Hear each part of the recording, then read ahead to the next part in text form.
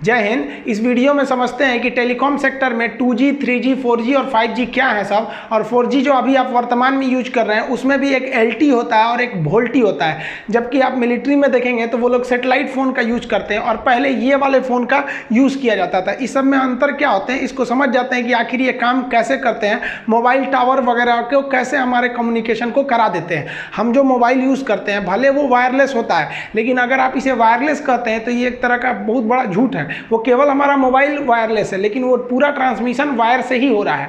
तो पहले हम देखते हैं, पहले ये जो मोबाइल होते थे, टेलीफोन होते थे, इसमें क्या था कि आपके आवाज़ को इंक्रिप्ट करके एक सिग्नल में बदला जाता था और वायर के थ्रू आपको एक एक्सचेंज पोर्ट दिया जाता था। इसमें आपका यहीं से आपकी सप्लाई दी जाती थी और ये तार जुड़ा रहता था एक बहुत बड़े ऑफिस में जिसे हम लोग एक्सचेंज ऑफिस कहते थे। और इस एक्सचेंज ऑफिस में जैसे आप नंबर डायल करते थे वो नंबर इस बॉक्स में जाता था। आपका घर का कनेक्शन इसी बॉक्स के पास से आके रहता था।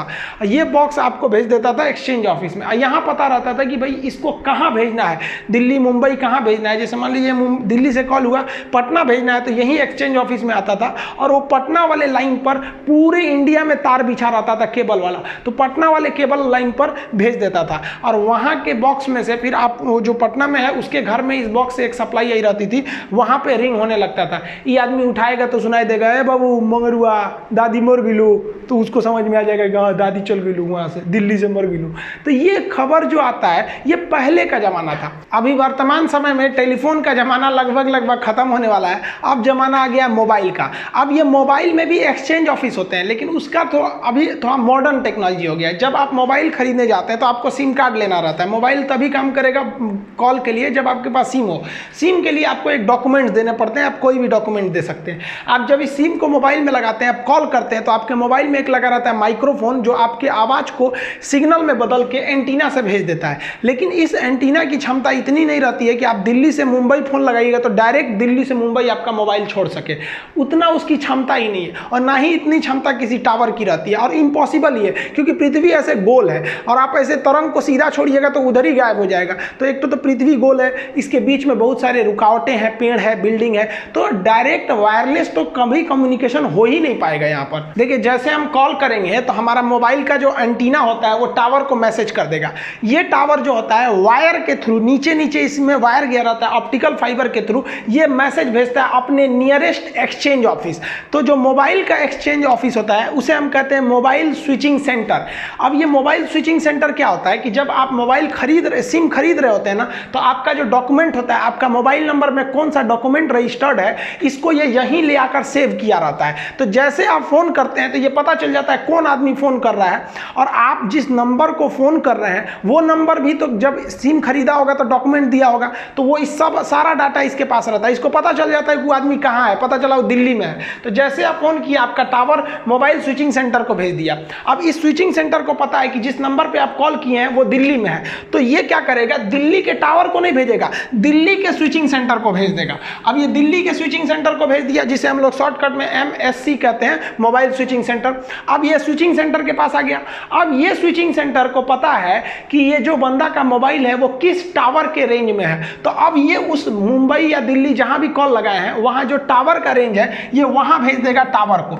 अब ये टावर जो है अब पता करेगा कि मोबाइल पर कहां है। जब तक वो खोज रहा होता है, ये प्रोसेस में 1 से 2 सेकंड लगते हैं। ये लाइट की स्पीड से ये चलता है और ये जैसे टावर को मिल जाते हैं आप तुरंत आपके मोबाइल में रिंग होने लगता है कि फलाना का फोन है, यहाँ आ गया फोन। तो आप जब फोन लगाते होंगे तो आपको आवाज सुनाई देती है, टुक टुक टुक टुक, ऐसे थोड़ी सी रिंगटोन सुनाई देने लगती है, या फिर उसके अभी तो कोविड-19 वाला बोलता है, तो उस जो बोल रहा होता है उस दौरान ये सारा प्रोसेस हो रहा होता है। अब आप बताइए, इसमें एक स्विचिंग से टावर से स्विचिंग सेंटर केबल से आता है, तो ये तो केबल से ही होती है। केवल आप में और टावर में जो बात हो रही है ना वो वायरलेस हो रही है, बाकी सारी चीज़ें जो होती हैं वो वायर के थ्रू ही होती है। पहले जो एक्सचेंज ऑफिस काम करता था वो अभी आपका स्विचिंग सेंटर काम कर रहा है और यहीं से पकड़ा जाता है, कॉल ट्रेस कर लेते हैं। आपका आखिरी कॉल कहाँ था।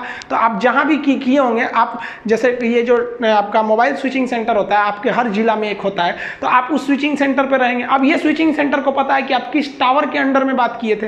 अब पुलिस को ट्रेस करना रहता है, तो बस वही स्विचिंग सेंटर को पता करती है किस स्विचिंग सेंटर के अंडर में, वहाँ पता करता है कि पता करिए तो किस टावर में है, कितने डायरेक्शन में है, और आपका लोकेशन पता कर लिया जाता है। टावर में जो होते हैं ना, टावर में दो तरह के एंटीना का प्रयोग किया जाता है। एक देखेंगे ये चपटा वाला एंटीना होता है। ये चपटा वाला जो एंटीना होता है यही मेन एंटीना होता है, चपटा वाला। इसे हम लोग कहते हैं जीएसएम एंटीना। यही कॉल को रिसीव करता है और यही कॉल को छोड़ता है। जीएसएम एंटीना आपका इसी से मतलब होता है। लेकिन आप इसमें गोल गोल भी देखे होंगे, ये गोल जो थरिया के टाइप का लगाया है ना, इसे हम लोग कहते हैं माइक्रोवेव एंटीना। ये क्या काम करता है, ये एक टावर से दूसरे टावर में बात करता है। जैसे मान लिया कि हमने किसी को फोन किया, यहां से पटना में फोन किया। जैसे हम किसी को पटना से फोन किए, मेरा मोबाइल ये एंटीना हमारे नियरेस्ट टावर को भेजेगा और टावर का जीएसएम एंटीना उसको लेगा और अपने जमीन के नीचे भेज देगा ऑप्टिकल फाइबर के थ्रू मोबाइल स्विचिंग सेंटर पे। अब मोबाइल स्विचिंग सेंटर को पता है कि इसको पटना में कॉल किए हुए हैं हम, मुसल्लापुर हाट में, पटना में, तो ये मोबाइल स्विचिंग सेंटर पटना के स्विचिंग सेंटर को भेज देगा और जो आदमी था उसके मोबाइल को भेज देगा कि भैया ये टावर वाला खोजो तो ये किसको खान सर फोन किए, वो आदमी कहाँ है। तो ये कहेगा ये टावर वागिले ससुरा, वो आदमिया तो मुसल्लापुर हाट में रहता था, पटना में रहता था, अभी वो पता नहीं कहाँ गया है, हाजीपुर चल गया है। तो ये कहेगा कि हमारे रेंज में नहीं है, जबकि इसी पे रजिस्टर्ड था इसी टावर में। तब इसमें देखेंगे तो इसमें काम आता है ये गोल वाला छतरिया माइक्रोवेव। अब ये क्या करेगा, पटना से उसको भेज देगा कि कहाँ पे है, खोजेगा उसको कहाँ पे है, तो पता चला हाजीपुर में है, तो वहाँ पे वहाँ के टावर को भेज देगा। तो जब कभी आप रेंज के बाहर रहते हैं तो आपका टावर उस रेंज के टावर को कैसे मैसेज करेगा, तो ये गोल का जो धोदड़ है ना, इसी को कहते हैं माइक्रोवेव एंटीना। ये टावर टू टावर में बात करने का काम करता है जब आप अपने रेंज के बाहर रहते हैं। जैसे आपका होम रेंज होगा कोई कि आप किस रेंज में है और दूसरे में चले गए तो दूसरा टावर आपको सर्विस देता है। पहले क्या था, देखिए अभी इसमें लगता होगा कि एक ही कंपनी का टावर, कंपनी कोई एक कंपनी टावर लगा दी, बाकी सब भी उसी से आके जुड़ जाते हैं कि भाई हमसे भी शेयर ले लो, क्योंकि भाई ऊंचाई पे ही तो रखना है इन सबको। तो ये दोनों में आप अंतर समझ में आ गया। ये जो होता है ना, ये दूसरे एरिया में आपके कॉल, अगर आप दूर चले गए हैं तो ये दूसरे एरिया के टावर को भेजता है एक शहर से दूसरे शहर के लिए। अब इस टावर को देखेंगे तो ये टावर जो होता है, जैसे आप यहाँ किए तो यहाँ आपका आवाज आता है, ये जो आता है आपका जीएसएम एंटीना पे आता है, और उसके नीचे जो होता है जीएसएम एंटीना से इतना बड़े बड़े तार गए रहते हैं, आप देखे होंगे इस तरह से तार गए रहते हैं अंडरग्राउंड। ये तार जो होते हैं ना ऑप्टिकल फाइबर के तार रहते हैं, सब अंडरग्राउंड आके आपके मोबाइल स्विचिंग सेंटर पे जुड़े रहते हैं सब। तो आप केवल यहाँ से यहाँ के बीच में वायरलेस है, इसके बाद कहीं वायरलेस नहीं है। पूरी दुनिया में वायर फैला हुआ है, चाहे वो जमीन के अंदर हो चाहे वो समुद्र के अंदर हो। तो जमीन के अंदर तो समझ में आता है, समुद्र के अंदर हम आपको पिछले वीडियो में बताए थे कि चेन्नई से अंडमान निकोबार तक ऑप्टिकल फाइबर को बिछाया गया है। उसमें भी हम इसमें भी थोड़ा सा समझा देंगे ऑप्टिकल फाइबर के बारे में। आप पूरी दुनिया में देखिएगा, जमीन के अंदर तो है ही है, उसमें कोई दिक्कत ही नहीं है, लेकिन समुद्र के अंदर भी केबल गया हुआ है। अब मान लीजिए यहाँ से अमेरिका से, ये वाला कनाडा से किसी को यूरोप में फोन करना है, तो ये मोबाइल से फोन करेगा टावर को, टावर देगा स्विचिंग सेंटर को, और स्विचिंग सेंटर कहेगा जा इसको तो लंदन में भेजना है, बीच में समुद्र है, तो ये ऑप्टिकल फाइबर के थ्रू भेज देगा समुद्र के नीचे नीचे। ऐसे डायरेक्ट वायरलेस तो बातें नहीं हो पाता है, बहुत मुश्किल हो जाएगा, फिर सैटेलाइट फोन का यूज करना पड़ेगा, आगे समझा देंगे। तो पूरी दुनिया में जितना ज्यादा ट्रैफिक रहेगा उतना आपको केबल बिछाना पड़ेगा। केबल बिछाना जरूरी है, पूरी दुनिया में बहुत सारे केबल हैं, आप देखेंगे पूरी। ये तो जमीन वाला केबल तो दिखाने की जरूरत नहीं है, वो तो जमीन के नीचे नीचे आराम से बिछा सकते हैं, लेकिन पूरी दुनिया में देखेंगे तो इस समुद्र के बीच में बहुत सारे केबल बिछाए गए हैं। भारत ने भी जो बिछाया था चेन्नई से अंडमान निकोबार के बीच में, अब उसको आगे बढ़ाने के लिए एक और केबल बिछाया जा रहा है, मिस्ट केबल, उसका नाम है मिस्ट। ये कहां से चालू हो जाएगा, तो देखिए ये इंडिया से जाएगा, ये इंडिया से म्यांमार को ले लेगा, इंडिया म्यांमार और मलेशिया सिंगापुर को ले लेगा। तो देखिए एम से बेसिकली मलेशिया और म्यांमार आ जाएंगे, आई से इंडिया, एस से सिंगापुर, आगे जाके थाईलैंड भी से जुड़ेगा। तो ये मिस्ट केबल है। हम लोग को हर हाल में सिंगापुर तक पहुंचना है। सिंगापुर एक बहुत बड़ा जंक्शन एरिया है। जैसे जंक्शन उसे कहते हैं जहां से कई रूट मिल जाते हैं। जैसे आपको दिल्ली रेलवे स्टेशन एक बहुत बड़ा जंक्शन है, इंडिया की हर तरफ की गाड़ी मिलेंगी सब, मुगल सराय है, अब पता चला कोई छोटा मोटा स्टेशन है वहाँ से आप और जगह नहीं जा सकते हैं। तो इंडिया अगर सिंगापुर पहुँच गया ना, तो सिंगापुर पहुँचने से तो एक फ़ायदा होगा कि सिंगापुर और ये आसियान देशों से हमारा व्यापार अच्छा है, कनेक्टिविटी अच्छी हो जाएगी। लेकिन अगर हम यहाँ पहुँच गए तो इसके बाद हम पूरी दुनिया में आराम से पहुँच सकते हैं, क्योंकि दुनिया के जितने भी केबल हैं वो सिंगापुर तक आए हुए हैं। आप अगर देखेंगे ये रहा आपका सिंगापुर, सिंगापुर से यहाँ एक बहुत बड़ा केबल गया हुआ है जापान तक में, ये वाला केबल गया, इसे कहते हैं एशिया सबमरीन केबल एक्सप्रेस। तो इसे हम शॉर्टकट में एक्सप्रेस केबल के नाम से जानते हैं, ये वाला केबल गया है। तो अगर हम लोग ये देखिए, ये हमारा अरुणाचल प्रदेश है, यहीं पे नीचे है, यहाँ हम सिंगापुर आ गए, तो यहाँ से तो आगे हम अपने केबल को आराम से भेज सकते हैं। यहाँ पर आपको कई रूट मिलेंगे, जैसे ये देखिए, ये हमारे नीचे ये श्रीलंका दिख रहा है। अगर हम सिंगापुर आ गए तो यहाँ कई कलर दिखेंगे। यहाँ जो आपको ब्लू कलर से दिख रहा है वो ब्लू कलर आ रहा है एशिया पैसिफिक गेटवे, तो इसे शॉर्टकट में केवल गेटवे बोलिए। तो ब्लू कलर वाला जो गेटवे है ये हमको यहाँ पर आसियान देश, चाइना और उत्तरी कोरिया से आराम से कनेक्टिविटी दे देगा।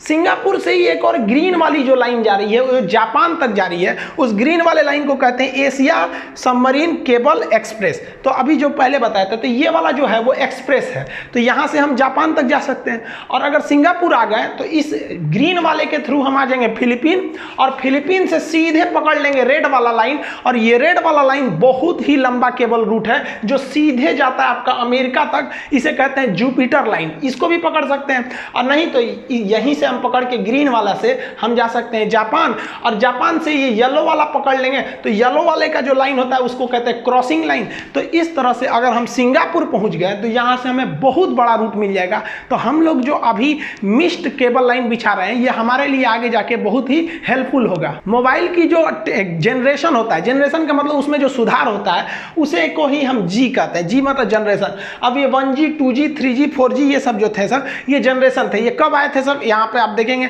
1G आया था 82 में आया था, ये 1992 में आया था 2G, 2001 में आ गया था आपका 3G, और 2012 में ही आपका 4G आ गया था, लेकिन हम लोग को नहीं मिला था, हम लोग को बाद में मिलना चालू हुआ है। दुनिया यूज कर रही है 5G, अभी हम लोग इंडिया में अभी 5G यूज के लिए नहीं है, अभी ट्रायल चल रहा है, इसको 1 से 2 साल में ये पब्लिक के लिए दे दिया जाएगा। अब इसमें मेन अंतर क्या होते हैं समझिए ध्यान से।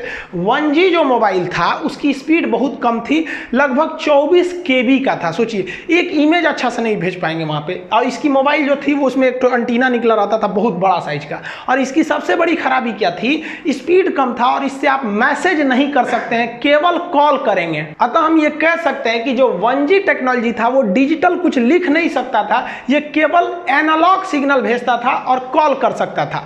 इससे सुधार के हम लोग लेके आए लोग 2G को, और ये 2G 1990 के एक दशक में आया था, और इसकी स्पीड 64 KB पर सेकेंड की थी। तो स्पीड तो बढ़ ही गई, लेकिन उतना भी क्या KB में स्पीड दे रहा है, कौन सा स्पीड है। लेकिन इसकी एक और खासियत क्या हो गई कि ये वॉइस तो करता ही था, इसके साथ साथ यहाँ देखिए मैसेज का साइन है, आप इससे मैसेज भी लिख के भेज सकते थे, हाय हेलो। और याद कीजिए आप वो टाइम जब एक मैसेज करने का 1 रुपया लगा करता था, तो इससे मैसेज भी कर सकते थे। इसके बाद जब आया 3G, तो पहली 3G जो थी वो MB में स्पीड देना चालू किया, और इसका फायदा ये हुआ कि आप बात तो कर सकते हैं, मैसेज भी कर सकते हैं, साथ साथ आप इंटरनेट भी चला सकते थे, गूगल वगैरह सर्च करते थे। नोकिया वाला मोबाइल में पहले जो था टॉर्च वॉर्च जलता था, उसमें नेट और थोड़े चलता था, इसमें एक गेम होता था सांपवा वाला, इसे याद होगा आप लोग को। तो यहीं से आपका नेट का काम चालू हुआ, और यहीं से यूट्यूब वगैरह देना चालू कर दिया। लेकिन इसकी खराबी क्या थी, 3G जो था उसमें यूट्यूब चलता था ना, बड़ी बफरिंग करता था, देखते होंगे एक तो गोल गोल घूमते रहता था, जिस वजह से इसमें 3.5 लाया गया, 3.7 लाया गया। तो मतलब इसी से थोड़ा थोड़ा और सुधारा गया ताकि उसमें बफरिंग कम हो सके। 3G में ये सब मोबाइल वगैरह आने लगे सब, जिसको आप मल्टीमीडिया मोबाइल कहते थे, 3G के उसमें आ गए। अब उसके बाद जब मेन लॉन्च हुआ 2009-10 के पास आपका 4G का जो मेन प्रोटोकॉल चालू हुआ, तब इसमें क्या हुआ, 100 Mbps का स्पीड आपको मिलना चालू हो गया, और यहीं से आप वीडियो कॉलिंग चालू किए थे। इधर आपका वीडियो कॉलिंग, आपका जो वो मल्टीमीडिया मोबाइल था उसमें वीडियो कॉलिंग नहीं किए होंगे, तो ये फैसिलिटी दे दिया 4G आपको वीडियो कॉलिंग का। आज जितना भी मोबाइल वगैरह देख रहे हैं लोग वो 4G है, कई तो 5G भी मोबाइलें आ गई हैं, हालांकि 5G बहुत जल्दी हम लोग को सर्विस मिलेगा। अब आने वाला है 5G इंडिया में बहुत जल्दी। इसकी खासियत क्या होगी, ये सेम 4G की तरह होगा, लेकिन उससे स्पीड ज़्यादा होगा और एडवांस ज़्यादा होगा। ये मोबाइल के साथ साथ दूसरे चीज़ को कनेक्ट कर देगा। आप अपने कार को अपने मोबाइल से कनेक्ट कर दीजिएगा ना, तो जैसे यहाँ मोबाइल में घुमाइए, उधर कार घूम रहा है, फ्रिज को कनेक्ट कर दीजिए 5G, तो फ्रिज में भी 5G टेक्नोलॉजी होना चाहिए। और दरवाज़ा खोलना है तो यहीं से खोल दीजिए, इन्वर्टर बंद करना है यहीं से कर दीजिए। आप पता चले आप मान लीजिए गए हैं दिल्ली, आपका घर है चेन्नई में, आप भूल गए कि जो इन्वर्टर तो बंदे नहीं किए, तो 5G टेक्नोलॉजी रहेगा ना, तो वहीं से ऑफ कर दीजिएगा तो वो ऑफ हो जाएगा। बल्ब वगैरह जला सकते हैं, बुझा सकते हैं। तो वो सब ऐसा नहीं है कि केवल मोबाइल 5G हो जाएगा, घर में आपका 5G है ये नहीं है तो नहीं होगा, उसमें भी टेक्नोलॉजी बढ़ानी पड़ेगी। तो आज का समय 5G की ओर जा रहा है, लेकिन हम लोग वर्तमान में 4G यूज कर रहे हैं और एक काफ़ी लंबे समय तक 4G यूज करेंगे। लेकिन 4G भी अचानक से डेवलप नहीं हुआ। 4G की जितनी रिक्वायरमेंट थी उतना कोई भी कंपनी पूरी नहीं कर पा रही थी। इसीलिए गवर्नमेंट ने कहा कि देखिए आप 4G ले लीजिए, लेकिन इसमें सुधार करते रहिए, लॉन्ग टाइम तक आपको सुधार करना पड़ेगा। तो उसी को कहा गया लॉन्ग टर्म इवोल्यूशन, यानी उसमें सुधार। तो लॉन्ग टर्म इवोल्यूशन को आप LTE करते हैं। तो जब 4G टेक्नोलॉजी में धीरे धीरे सुधार की क्रिया होती है तो उसी को हम लोग कहते हैं LTE। अब ये 4G दो अलग अलग चीज का यूज कर रही थी। इंटरनेट चलाने के लिए डाटा भेज रही थी, वो ऑप्टिकल फाइबर के थ्रू भेज रही थी बहुत तेज स्पीड में, और जो वॉइस था ना बात करने के लिए, उसके लिए वो रेडियो फ्रीक्वेंसी का यूज करती थी RF। रेडियो फ्रीक्वेंसी में डिस्टरबेंस बड़ी ज़्यादा होता है। तो 4G जब लाया गया तो LTE लाया गया क्योंकि इसमें सुधार की जरूरत थी। अब इस 4G में समस्या ये था कि डाटा तो तेज चलता था, नेट तेज चलता था, लेकिन फोनवा कीजिएगा तो फोन जाता था आपका रेडियो फ्रीक्वेंसी में, जिसमें कभी सिग्नल अच्छा नहीं रहता था। कभी आप फोन करेंगे, अब उसमें कई सिग्नल भेजे रहते थे, आप बात करते करते रहिएगा, किसी का दूसरे का आवाज़ आने लगेगा, कभी कॉले नहीं लगेगा। तो वॉइस की बड़ी समस्या रहती थी। तो कंपनियों ने सोचा कि भाई आप जियो भी लिए होंगे ना शुरुआत में, तो 6 बार फोन कीजिएगा तो 1 बार लगता था। शुरुआत में जब जियो आया था तो लगता ही नहीं था फोन।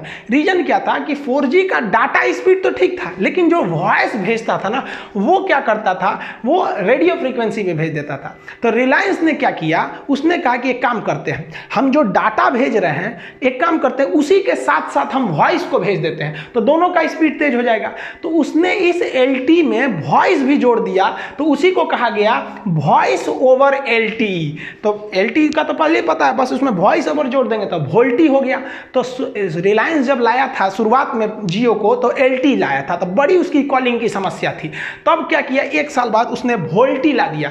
अब इसमें कॉलिंग समस्या नहीं, जहां से नेट जा रहा है वहीं से आपका वॉइस को भेज दे रहा है। और ये क्या करता है, वॉइस को प्रेफरेंस ज़्यादा देता है। इसलिए आप देखेंगे अगर वोल्टी मोबाइल रहेगा ना खटाक से लग जाता है, और LTE वाला रहेगा ना तो टूक टूक टूक टूक करेगा, जल्दी लगेगा नहीं। अब वोल्टी वाला फटाक से लग जाता है। और वोल्टी में अगर आप देखेंगे तो जब आप वॉइस कर रहे होते हैं तो आपका नेट थोड़ा सा उसको नेट को प्रेफरेंस कम देता है, वॉइस को प्रेफरेंस ज़्यादा देता है। तो आजकल जितनी भी मोबाइल आ गई हैं सब वोल्टी आ गई हैं। अब वोल्टी को गोली मारी, अब तो 5G आ गए हैं सब।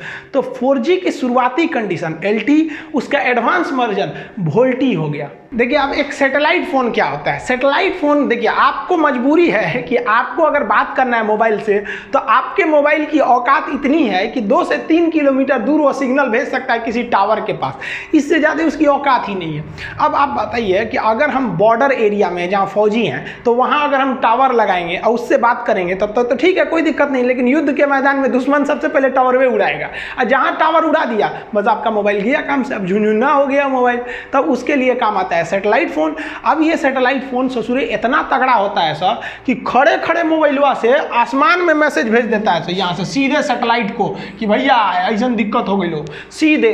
और ये सैटेलाइट ना दूसरे वाले सैटेलाइट को दे देता है कि ले भाई बतिया कौन सी बात कर रहा है। तो फौजी देखेंगे ना सैटेलाइट फोन का यूज करता है सर। अब इसके 2-3 खराबी, इसकी आवाज़ उतनी क्लियर नहीं होती है, बात थोड़ा सा लैग करते रहता है, मतलब आप लय में बोलिएगा ना तो कभी कभी कैसे देखिए कोई वीडियो देखिएगा उसको स्पीड धीमा करके तो आवाज़ में थोड़ी सी गिरावट आती है, स्पीड भी खराब रहता है। और इसमें सबसे बड़ा खराबी क्या, महंगा आता है, क्योंकि जो फैसिलिटी आपको इस टावर से मिल रहा था वही फैसिलिटी आपको इस सैटेलाइट से मिल रहा है, तो अंतर आएगा कि नहीं आएगा भाई। ये ज़मीन पे है वो आसमान में, कभी भी ये थोड़ा सा महंगा रहेगा, तो ये थोड़ा महंगा रहता है। इसकी 2 और खराबी क्या आती है, इसको ट्रेस करना थोड़ा सा मुश्किल हो जाता है आप कहाँ से बात कर रहे हैं। लेकिन हाँ ये चीज़ इसमें एक और खराबी क्या होता है कि आपकी बतिया को कोई और भी पकड़ सकता है, वहाँ पे बीच में पकड़ लेगा। सैटेलाइट से बात किया ना तो यहीं पे हैक करके आपका बात सुन लेगा। इसलिए आप फौज वालों को देखेंगे ना तो कोड में बात करता है, अल्फा चार्ली टेंगू ये दुनिया भर का बोलते रहता है। और इसमें पहले शुरुआत में एक और समस्या थी इस सैटेलाइट फोन में कि इसका जो कम्युनिकेशन का था वो हाफ डुप्लेक्स था। मतलब हाफ डुप्लेक्स का मतलब क्या है कि एक बार में इधर से जब आप बोलिएगा तो सुन नहीं नहीं सकते हैं। मोबाइल में क्या होता है, फुल डुप्लेक्स होता है, आप बोल रहे हैं उधर से वो भी बोल रहा है, तो दोनों एक साथ भी बोल सकते हैं। लेकिन इसमें खराबी क्या होती थी कि आप अगर बोलना चाहते हैं तो इधर एक बटन दबाइए, जैसे बटन दबा दीजिएगा यहाँ पे, तो अब इसमें आपको उधर वाला आदमी नहीं बोल सकता, अब आप बोलिएगा। तो यही समस्या आने लगी। कभी कभी दोनों आदमी एक के बार बटन दाब देता था। जैसे हमें बात बोलना है, हम क्या बोलना चाहते हैं, तो ये बटन दबाएंगे, उसके बाद बोलेंगे कि भाई ऐसा ऐसा समस्या है। और अगर हमें सुनना है कि वो क्या बोला, तो हमें ये बटन छोड़ना पड़ेगा। तो इसमें कंफ्यूजन हो जाता था कि भैया पता चलता कब दोनों दाब दिया, कब दोनों छोड़ दिया। तो इसलिए आर्मी वालों ने इसके लिए ओवर शब्द का प्रयोग करते थे सर। जैसे मान लीजिए इसको कोई मैसेज करना है, तो यहाँ दबा दिया, alpha two Charlie pass your message over. तो जैसे ओवर बोलेगा तो ये अपना आवाज छोड़ देगा कि भाई अब तुम बोलो। तो वो सुन लिया कि भाई उसका बात खत्म हो गया, अब वो दाब के बोलेगा कि पास योर मैसेज ओवर। तो ओवर मैंने हम बतिया कर लिए, आप बोलिए, कंफ्यूजन ना हो। हालांकि अब इसमें भी एडवांस आ गया, अब फोनवा रखना होता है तो ओवर एंड आउट बोलते थे सब। तो ये सैटेलाइट फोन का यूज आर्मी वाले करते थे, ये जनरल आदमी के लिए ये बैन है, आप इसका इस्तेमाल नहीं कर सकते हैं। इसका प्रयोग आतंकवादी वगैरह भी देखते होंगे कि इसी से बात करते रहता है सब, आर्मी में तो इसका यूज ज़्यादा होता है। तो आई होप आप ये सब चीज़ों को अच्छे से समझ गए होंगे। आगे वीडियो में मैं आपको 2G स्पेक्ट्रम क्या होता है, ये स्पेक्ट्रम कैसे पता चलते हैं, IP एड्रेस क्या होता है, 2G स्पेक्ट्रम घोटाला क्या हो गया था, इसको समझा देंगे। मिलेंगे नेक्स्ट वीडियो में, तब तक के लिए जय हिंद।